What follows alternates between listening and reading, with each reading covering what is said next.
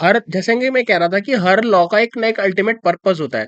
तो जो procedure law है, यानी कि जो सीआरपीसी है, या जिसको हम कह सकते हैं बीएनएसएस, इसका अल्टीमेट पर्पस क्या है? Right, to have a societal justice. I am not sorry societal interest, I am going societal justice, that is the balancing the interest both.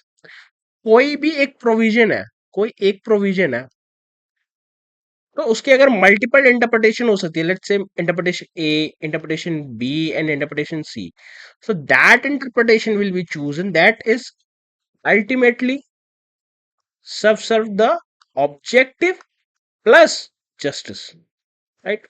तो कोई प्रोहिबिटरी प्रोविजन है, कोई भी प्रोहिबिटरी प्रोविजन है, ठीक है, लेट्स से वर्ड प्रोहिबिटरी मतलब शेल यूज किया गया है, तो क्या हम इसको मे पढ़ सकते हैं? तो यहां पे हम देखेंगे अगर अल्टीमेट ऑब्जेक्टिव जो है, तो अल्टीमेट ऑब्जेक्टिव है that is interest of justice, ये अगर डिफीट हो रहा है, तो इन दैट केस हम जो शेल है, इसको हम मे भी पढ़ सकते हैं। अगर आपको, और इसका एग्जाम्पल हमें कहा मिला, इसका एग्जाम्पल मिलता है 528 का पार्ट 3, जहां पे हाई कोर्ट के पास पावर है कि वो अल्टीमेट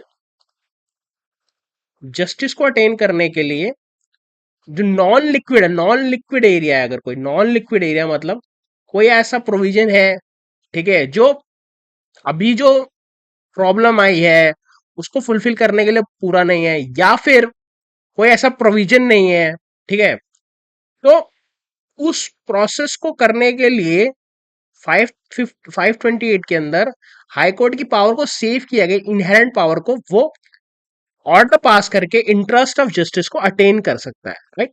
एक क्लासिक एग्जांपल जैसा आपको पता है कि हमारे जो बीएनएसएस है या फिर सीआरपीसी, इन दोनों के अंदर ही जो एफआईआर है, जो एफआईआर है उसके अंदर वर्ड शेल यूज किया गया है, और कहीं पे कोई प्रोविजन नहीं है, कोई बीएनएस के अंदर सिंगल प्रोविजन नहीं है जो एफआईआर क्वाश की बात करे।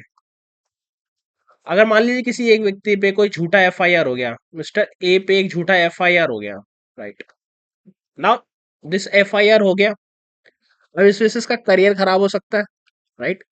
जो पीसी रिपोर्ट है, यानी कि पुलिस सर्टिफिकेशन, जो पीसीसी आती है, पुलिस क्लियरेंस सर्टिफिकेट जो आता है, वहां पे क्लियर क्लियर दिखाई देगा कि इसने ऑफेंस किया है, ठीक है, तो दिक्कत आ सकती है।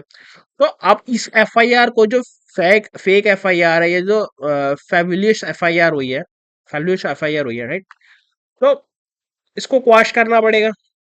अब इसको क्वाश करने की पावर बीएनएसएस के अंदर किसी के पास नहीं है, तो हम कैसे करेंगे? तो जो इनहेरेंट पावर है, इनहेरेंट पावर का हमारा अगला लेक्चर होगा, जो इनहेरेंट पावर है, ठीक है, हाई कोर्ट की, वो इसको क्वाश कर सकता है।